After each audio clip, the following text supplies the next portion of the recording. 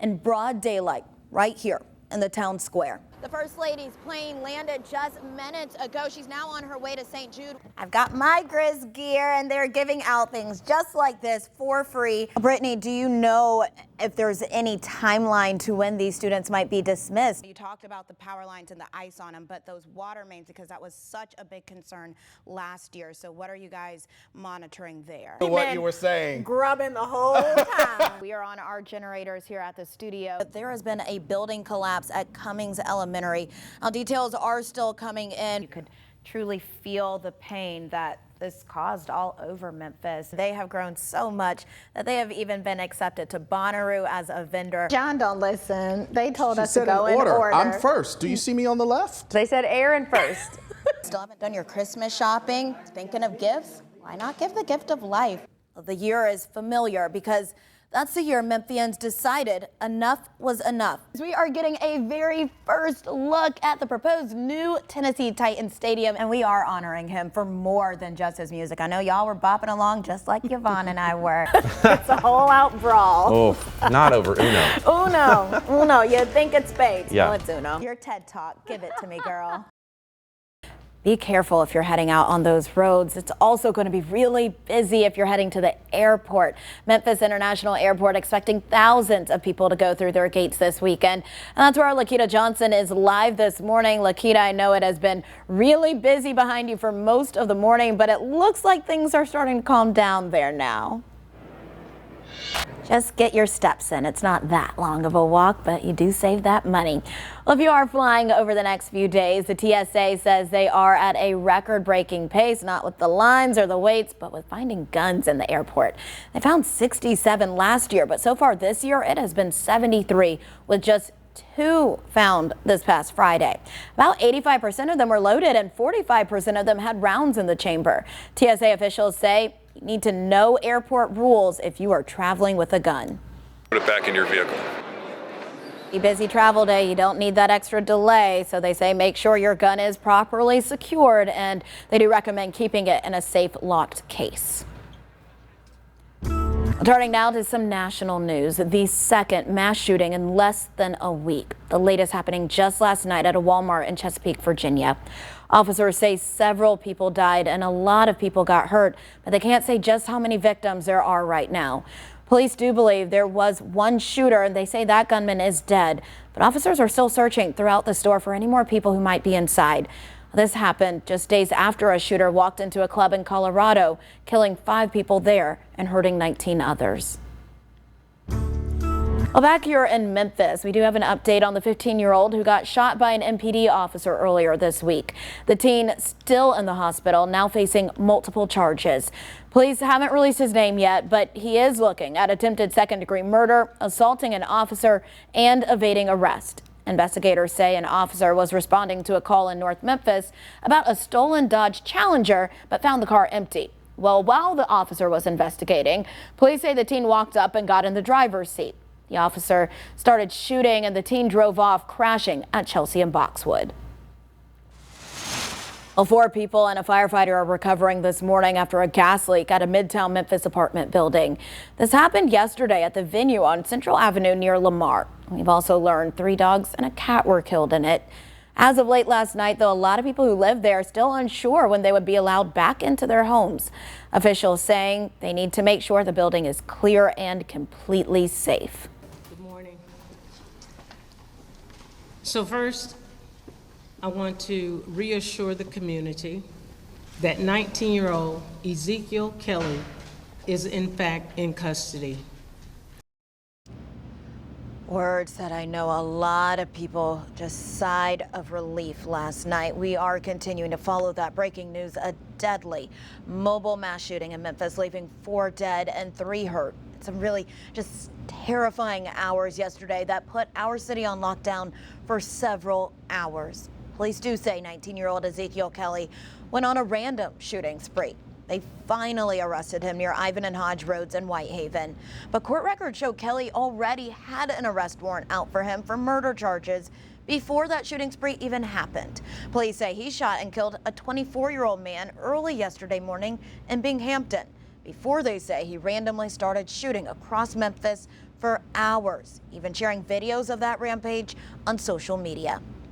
And we are going to break down exactly where all of those crime scenes happened, but it all came to an end about 5 hours later. Our Lakita Johnson is live at 2:01 this morning with more on the possible charges Kelly is likely to face. Good morning, Lakita. Thank you, Lakita. It certainly makes you look at our justice system. Police say Kelly is responsible for at least 8 crime scenes in the Memphis area, starting north of town, going into Midtown, even crossing state lines into South Haven before ending in Whitehaven. Our Richard Ransom breaks it all down for us. Definitely terrifying hours there. Unfortunately, with all of this chaos unfolding, there was a lot of misinformation coming out online. So we do want to help you separate fact from fiction. Let's start with what we know so far. There were 8 scenes. 4 people are dead this morning and 3 are hurt. That shooting spree started around 4:30 yesterday evening. But nearly 2 hours later, just after 6, is when Memphis police decided it was an active situation. It was around 7 when they alerted the public. They say the suspect stole at least 2 cars before that spree ended in Whitehaven just before 9:30 last night. Life feels over because I can't seem to dig myself out of this hole. This teacher says days have been grim after suddenly losing their job at Individualized Intellect Institute. I can't pay my rent. I can't get my car out of the shop. Former I3 teachers have asked that we protect their identities out of fear of retaliation. They tell me everything at I3 started off well. I was excited about the idea. I thought it was great. That soon changed. The first payroll was set for July 15th. And when that didn't come, there was supposedly an error in the funding. The teachers say it kept happening. Then around August 15th, we get a check, one check for the July payroll, and then one check for the first half of August. But those bounced. Weeks of unpaid work. I owed $13,000 gross for 2 months of work. Nearly $8,000. Even though the school was tuition free, they were supposed to charge tuition for their online students. But no students signed up for that option. When we talked to Dr. Michael Miles, the CEO of I3 in September, he admitted to challenges in funding. It's a bumpy process. It is a startup. I reached out to the State Department of Education to see if there were any processes in place to regulate schools like I3. The school falls into a category that allows it to be open without accreditation, but it also means the state doesn't regulate finances for these schools. The DOE did confirm I3 was not eligible for state funding as part of that category. They also said any payment for staff would not be handled by the DOE since it was a private school. Unwelcome news for the unpaid teacher. I think accountability needs to happen. Audits need to happen, especially within the first year, and certain benchmarks for audits need to be met. Several former employees shared emails from Dr. Miles outlining possible funding sources. This email shows lots of pledge donations, even him saying he's applied for grants, but no money actually locked down. As time progressed, he started seemingly hiding from us, and the lies became more elaborate. In that same email, Dr. Miles mentioned a more than $200,000 grant from the Shelby County Commission. But when I checked, the Commission Education Chairman told me they only awarded I3 $5,000 and it was never distributed. Because I want us to excel. I do. Now teachers fear this experience may taint an education system where they say more options are needed.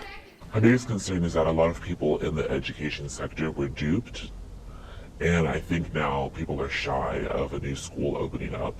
It was a great dream. Well, when I reached out to Dr. Miles, he told me he did not have a comment on any of this. Last month, though, the State Department of Education did confirm that I3 submitted the paperwork to close, so teachers finally got the letters they needed to file for unemployment nearly 6 weeks after they lost their jobs. As for the students, I'm sure you're wondering, I'm told most of them were able to transfer to other schools, but of course it disrupted their learning because it was in the middle of the school year. Also, some of them couldn't get back into the charter schools they left. Walking in Memphis. This is terrible. Isn't as effortless for some. In fact, getting around downtown can be downright difficult. And I was coming down here, and we get here, and I was like, yeah, I can't get around it without taking the risk of falling.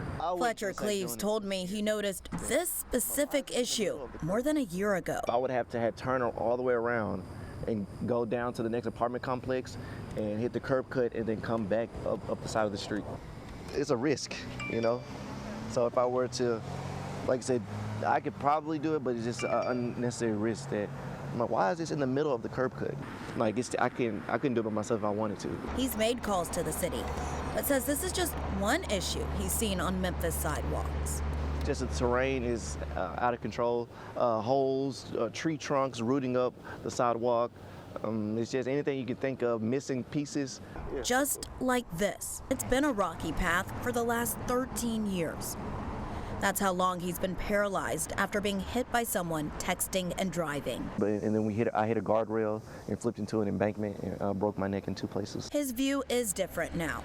He says he sees his city growing, but he wants his city to see a community that often gets overlooked. We're trying to grow as a city. We're trying to bring tourists in and people from all different types of walks of life or roles of life, so to speak.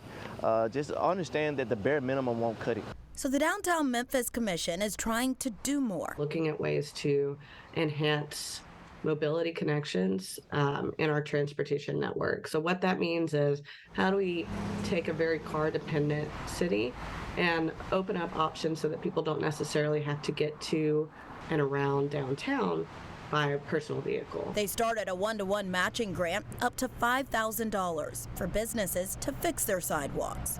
We've been walking around looking at sidewalks, taking pictures, and contacting the property owners where we see that there are broken sidewalks or maybe a missing sidewalk. In Memphis, it is the property owner's responsibility to fix sidewalks like this one in front of AutoZone. The commission says fixing these issues can be expensive, so they want to help. Our vision is a downtown for everyone because we're able to plan ahead so that we can alleviate some of these issues before they get to be really bad. But for people like Cleaves, Can't make Nope. who have to either depend on other people I think I'm actually stuck. Can you pull me, please? or constantly maneuver, I mean, it could be extra 20 minutes, extra 30 minutes, extra 40 minutes. it's been a bumpy ride in the Bluff. The want may not be smooth, but it's simple. All parts of life should be accessible, you know. With Memphis having a major international airport, why can't we have that same accessibility? Why do I need to maneuver my way around different situations versus just being able to go the same route somebody that can walk go? I also reached out to MLGW. They're the ones responsible for moving that fire hydrant you saw. They told me they are finalizing the design. Then it will be sent to the construction crew for it to be moved.